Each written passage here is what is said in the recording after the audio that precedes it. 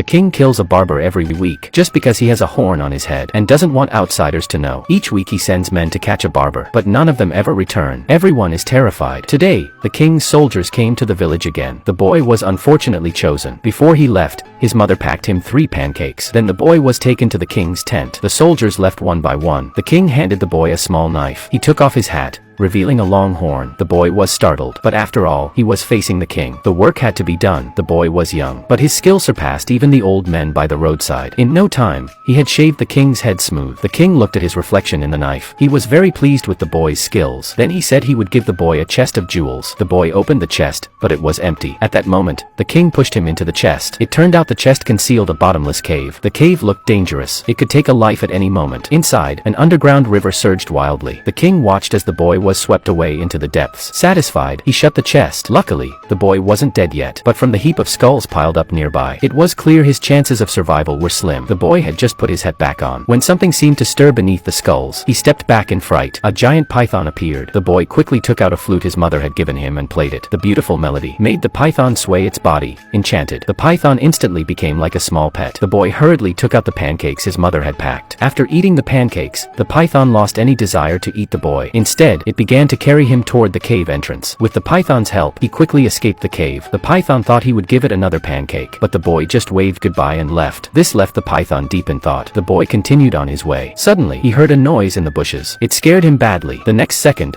a wolf leaped out of the bushes. The boy quickly climbed up a tree. The old wolf barked furiously below. The boy took out his flute and played a tune. The hungry wolf instantly turned into a husky. Happily, it crashed into the old tree. The tree shook and the boy fell right onto the wolf's back. By now, the wolf's stomach was growling with hunger. The boy quickly took out another pancake. Otherwise, he might be the one eaten next. To thank the boy for the pancake, the wolf decided to carry him for a while. By late at night, they spotted a house by the lake. The boy planned to stay the night there, but what he didn't know was that the house was home to an old man-eating witch.